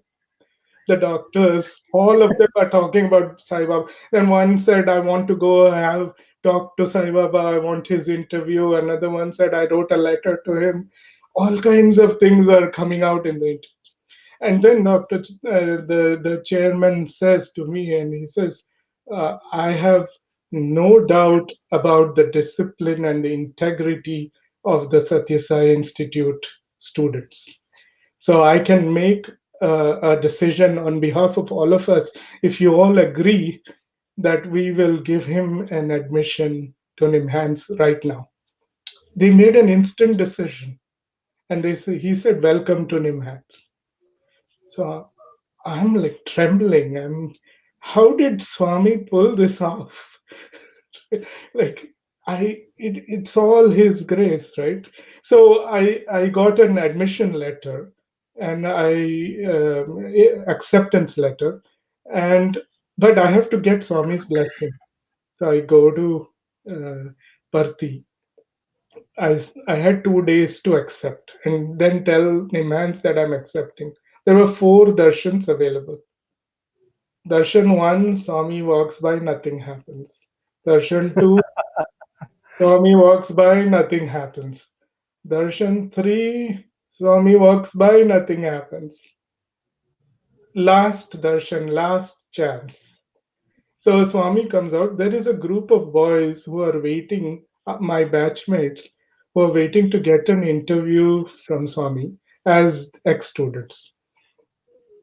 So, so Swami comes out for darshan. Last darshan is over, um, and he goes back into the interview room. Takes a few people, goes into the interview. Then I get up, go to the canteen to have some breakfast. And while eating breakfast, I spill coffee on my shirt. So I had to change my white shirt. So we were staying in the old hostel. So I go back to the old hostel, get a new shirt, and I wear a new shirt, and I'm walking to the mandir. The gates of the mandir are there, and I reach the gate, and I see from a distance the last of my classmate going inside the interview room. There. And this is, mind you, the last darshan, and there is my opportunity fading in front of me, right? So I let go of everything and I ran like a madman. So I ran so fast that Swami was standing right there at the entrance, near the interview room on the lower portico. He was standing there with his hands in the back. I ran so fast that I braked in time to not hit Swami. So I braked and stopped, and my face and Swami's face are this close apart. And I'm looking into his face, and he looks at me very sternly, very angrily. Or, I mean, it's not angry, but sternly. And I thought he's going to reprimand me or something. There was a still silence. Nothing happens for a few seconds. Then he says, Jao, andar jao. So he's waiting for me to come. It was indescribable that he waited, whatever his Maya is. Uh, he walks in, I see him behind me, close the door. He talks to the group, and then we all take photos with Swami. And towards the end of the interview, I was able to show a letter, that acceptance letter, to my to Bhagwan. And Bhagwan looks at it and he puts his hand in his hair as if, like, there'll be difficulties, but he doesn't say anything. And then he says, Jao, join karo, Swami tumhare saath hai. He said, go join, Swami is with you. And that was all I was looking for, right? His blessing. So I went back to Bangalore, just started the journey, started learning neuroscience, neurophysiology, from one of the best mentors in that field in India. So that was my journey, and we went through a lot of challenges, difficulties, um, and I still um, recall that I was my whole interest was in neuroscience. But then when Swami would come from Parthi to Brindavan, I would go and sit in the ex students line and see him every day. Um, and I would give letters to him, and I would write all kinds of things, whatever's happening, whatever was in my mind, what I wanted, what my parents wanted, sister wanted, or all those things. So this is a journey that he takes us. So I wanted to share one more episode about the letters, if there is a few minutes on Sure. that. Yeah, you can quickly finish. Then we can talk about your PhD move. I wanted to hear that. How did you go to Canada? So you can tell the story quickly, no problem. So I used to give letters to Swami every day, and he would take those letters. He would go every day. He would come to the ex-students line. He'll take the letters and almost like a scissor cut, he would He used grab to it always like, catch like this. Yeah. yeah. So I always felt he was cutting something. Cutting uh, karma. Karma, exactly. Uh, so he would take. So I wrote about what all I wanted. There were days when I wrote other things that then the content was this much, then it decreased. There was fewer things to write in the letter, then fewer things to write in the letter, then less and less. Then it reached a point where I all I had to say in the letter was I had asked him everything I wanted. I said, Swami, I love you. That's all I had to say. And he came and took the letter. Okay, next day, again, I went for darshan. Now, I'm thinking what to write in the letter. I haven't said I love you. What else to say? He takes. So decided I have nothing to ask, so I'll give him a blank sheet of paper with nothing written. And he comes and he takes that, and then he looks at me and says, Dunapata is buffalo. And then he hits my head and says, take namaskar. So that is his enormous grace that he You takes. know, Sai, with this small story of yours, I think it summarizes a beautiful journey of everyone. If you really look at it, you come to Bhagwan with all the desires and needs and whatever, and then slowly, slowly you require nothing, and then you have only gratitude left, and out of gratitude comes "I love you," and later on even that disappears because there's no words even to say that, and then it's a blank sheet of paper. So I guess this last story of yours is really a journey of all the devotees, or should be a journey. Starting with baggage to nothing, and then you give the blankness. Yes, It's a very beautiful thought. from a thoughtful state to a thoughtlessness state, right? The amanaska state. There is no thoughts. There's nothing else there. He pulls each thread out of your mind, and there's no mind left. Then it, Nothing left. yeah, And then you accept that also. yes, It's a beautiful thing.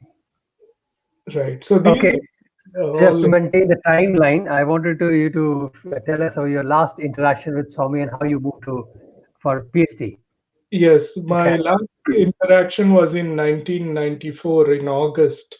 I went in September of 94 to Canada for my PhD. Um, they were even to have the blessing of traveling abroad from India was I applied to several PhD schools and I got admission in 5 schools for the program. But the universities had a scholarship, I mean, a tuition of about $30,000 a year, which my father obviously could not afford to pay for my education. So I got this admission, but I was wondering how would I finance this whole thing, right? So we are always, this is a dilemma that happens in all our lives all the time. Whatever your state of finances, there's always a financial dilemma. And I don't know why we get affected by it, but we do, because we have to make things work according to the time and place. So this was a dilemma, and I said, if it doesn't work, I'll take up a job in India. So I was praying to Swami. I said, I'm leaving this to you. Make this happen. And in Bangalore, I had a dream.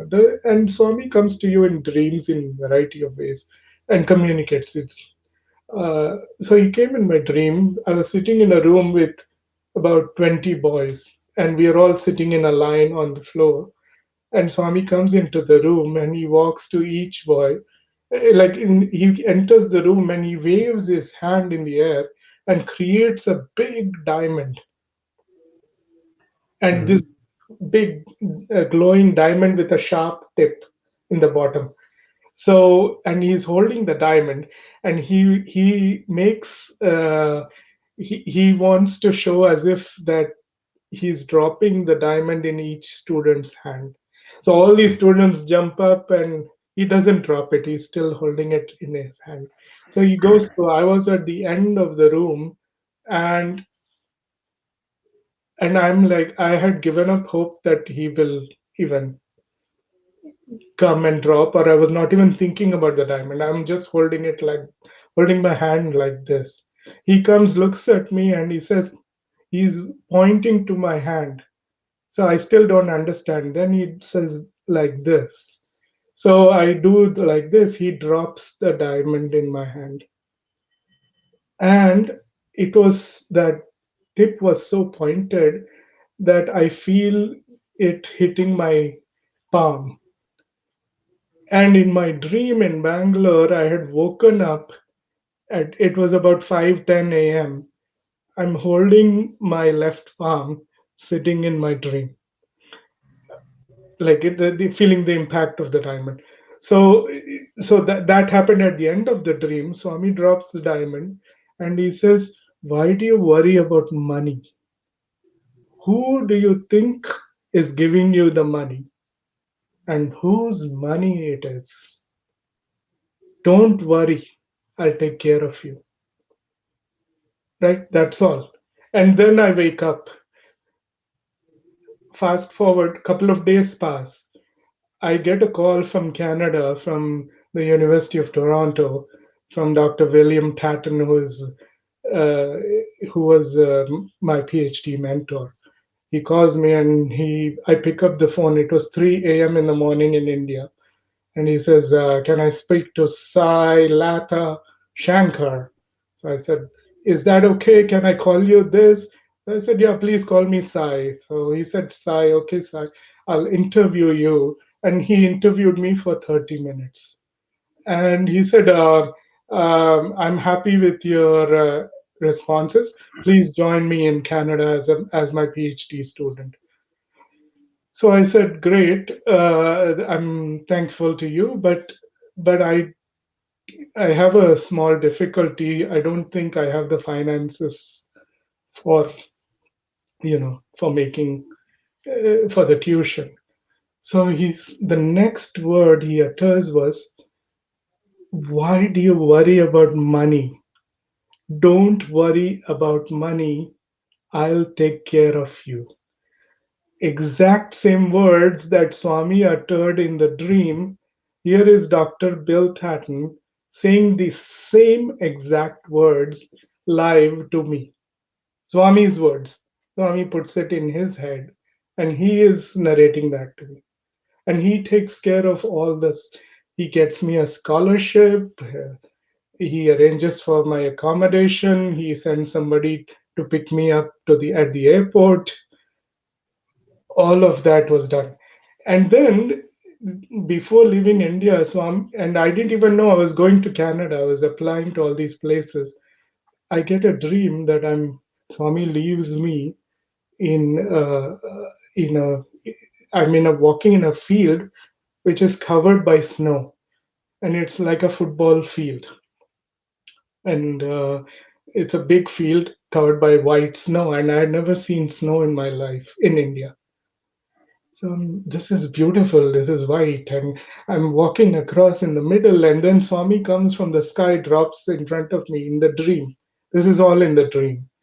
And he looks at me and he says, I'm going to leave you alone here, but go, I'm with you. And that's all that happens. Fast forward, I get accepted into Canada. I have the admission. We move Then to, you see the white. yeah, then we come to August 94. Uh, and I was leaving on September 1st of 94. August of 94, there was a Bal Vikas play in Sai Darshan Center in Indiranagar, Bangalore.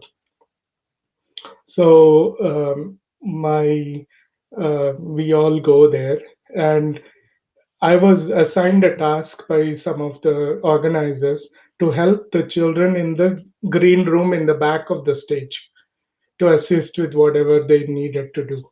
So all the people were sitting in the hall. So now Swami is on the stage in this picture, and all men and women are sitting on both sides. You can see me in the background with folded hands in the backstage.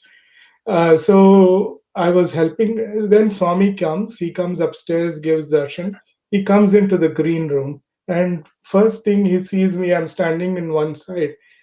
Looks at me and he said, "You are responsible for everything here. Make sure everything happens perfectly. It's your responsibility." He puts his finger at my face, and then I yeah, I said yes, Swami. And there were a lot of things to be done, and I'm standing real near that. One of the curtains had an issue. I was holding it, standing. We managed to, the play went on nicely. Then Swami came up on the stage. He was giving namaskars, darshans. Here is my father in the picture. Swami is giving him some souvenirs, and there was a moment when Swami was completely alone for a few seconds. And Swami looks at me in the back and beckons me. He says, "Come here, come on the stage." So I ran up to the stage, and he starts talking to me. So he says, "What are you doing now?" So I said, "Swami, I got admission to go to Canada." So he said, "Very good, you got admission to go to Canada." Um, then he said, he says a few other things I can't recall. Then he says, "Jao, join karo, Swami tumhare saath hai." He said, "Go join, Swami is with you." And somebody was nice enough to capture this moment. And he blesses me, and I take namaskar. He puts his hand on my head. And this was, I would say, my last physical interaction with him before the journey to Canada, and then so many things have happened since then. Um, Obviously, I've gone from a hair to a hairless state, hopefully thought to thoughtless state. So it's all the journey to a completely less state. That is what's life. So You had shared, I wanted to share this picture with people. You have given this picture of our graduation time. In those years, boys did not wear a gown. We used to wear white kurta and pajama or pants, and with a scarf around us. yes, I think it's a very good memory. Very simple costume for graduation, and the best part was to be with Bhagwan. That's it. with a blue scarf, and we would Yeah, the group picture of all the graduates. that was more important than anything else. And you would see every picture of Swami, he's smiling 100%. That is, and Picture perfect all the time, all the time. all the time. So that in a sense, Wonderful, I've tried to capture some of the snippet beautiful. incidents. My sister was blessed. Vishali was blessed to study in his institutions as well in Anantapur. My cousin brother and cousin sister also went to Swami school. Um, so I have to finish off with one story. I told you that my Sure. grandmother dropped the coins at Swami's Yes, feet. I was actually wanted to ask you that. What is the significance you mentioned about the coin Yeah, in so the she dropped beginning? the coins in the beginning. They had many interviews, and we were talking about financial difficulties and issues. So she had in one of the interviews, she had mentioned to Swami that the family was facing some financial difficulties, and that Swami, can you? She just mentioned that, and Swami said almost instantly, do you remember when the first time you met me, you offered everything you have to me? You already offered everything you have to me. I'll take care of you, not only you, I'll take care of many generations after it. And I'll protect them, I'll guard them, I'll give them everything. That was an assurance he gave grandmother, and we are all beneficiaries of that grace. So what a how he doesn't he connects all the dots, right? He's telling her, do you remember the first time you offered everything to me? That is in this lifetime. He remembers every lifetime. We only think we said this and that, right? Sai, you reminded me. One day, Bhagwan asked somebody, one of the students, he said, why I ask you all to distribute sweets to devotees? I'm sure people must have observed that. In Puttaparthi, often Swami used to distribute prasadam to the whole devotees, and the distribution was done primarily by the students. So Bhagwan made a point that day. He said, Sevadals are also there and they can do it. Why do I make you do it? So that you can serve, and that benefit, that perk of that merit of serving, you have obtained here. And when you get a need in life, I will use this as an excuse and give you multifold back. So Yes, imagine the importance of service that Bhagwan highlighted. It was amazing. And then, with whatever pretext you can serve, changes the life. And yes, here is a God who is waiting for an excuse to give back. So, yes. your grandmother bowing down to Swami and her coins spilling by mistake, as we say, you know, Hmm. Bhagwan used that even as an excuse. He said, you gave me everything, now I'll take care. What a Yes. benevolent and loving God. To have that God in our life itself is a great, great boon. Yes, and it for even though we miss his physical form a lot, the he is always with us. I have no doubt No of doubt about that. I mean, Swami is with us 24/7. We are never in isolation. He's always a shadow. He's with us in our hearts.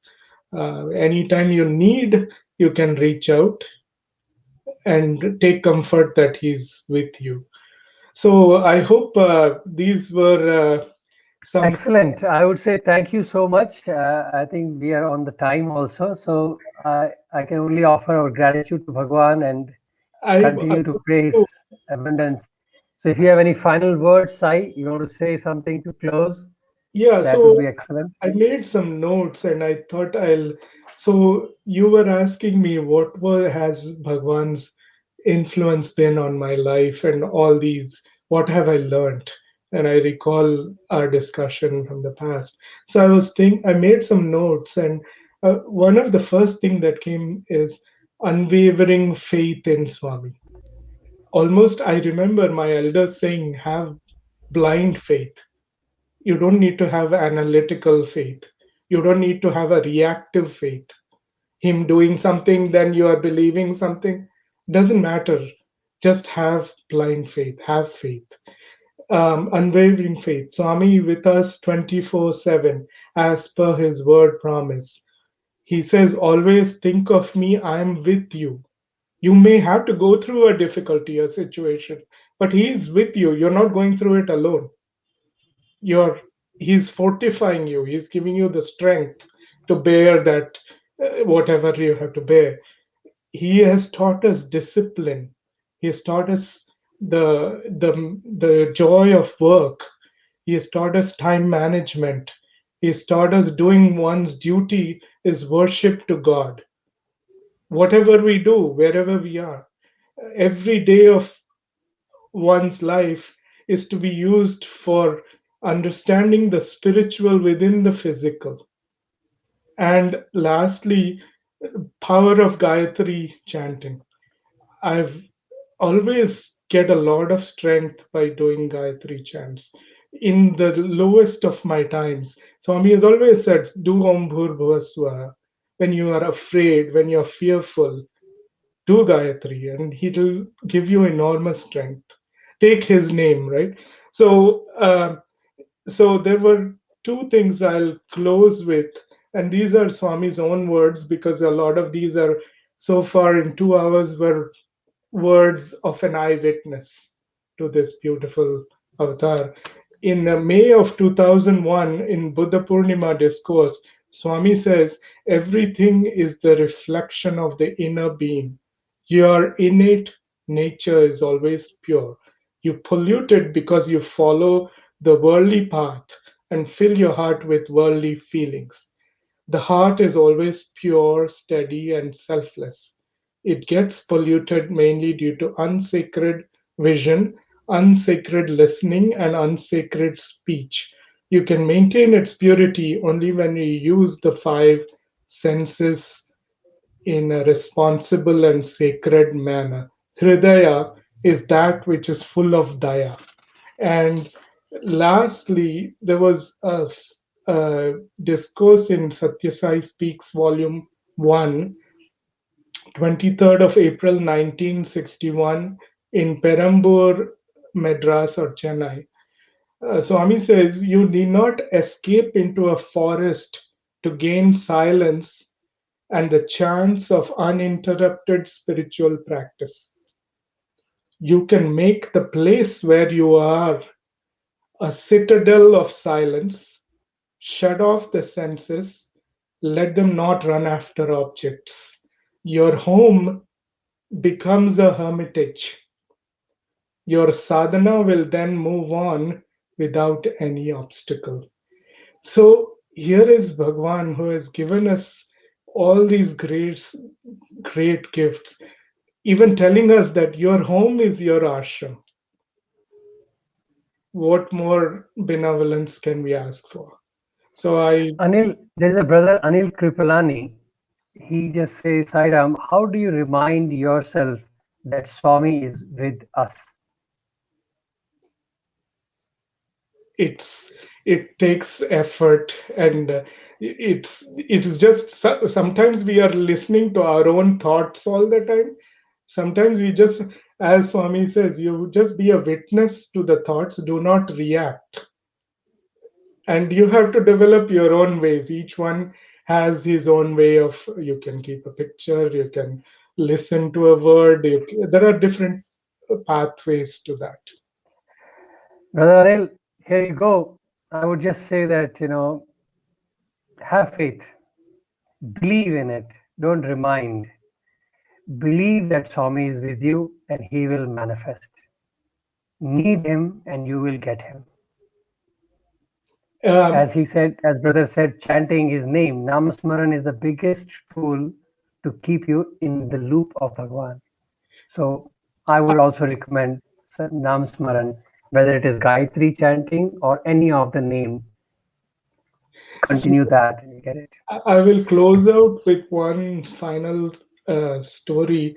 My father was in Ludhiana when the Indo-Pakistan war was going on, and there was a lot of bombing happening during those days.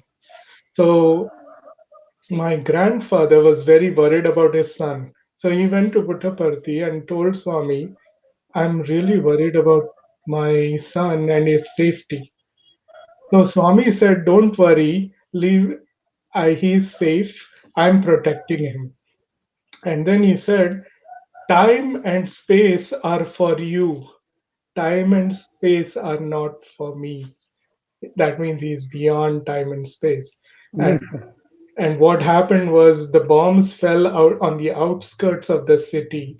Nothing actually fell in the populated areas. So he's what he the infinite are his ways, infinite is his mystery. You will never understand him, because how can you understand an ocean or a sun? We can only Certainly. merge in his light. So thank you so much. Thank you so much, Ria. Sairam to everybody, all the viewers, for joining us for this beautiful satsang. I offer my gratitude to Bhagwan for yet another lovely and blessed evening. Thank you, Brother Sai, for joining us from America. It was a great evening. Thank you so much. And Sairam to everybody. The video will be available on the channel. Everybody is welcome to share and view. Thank you very much. Sairam.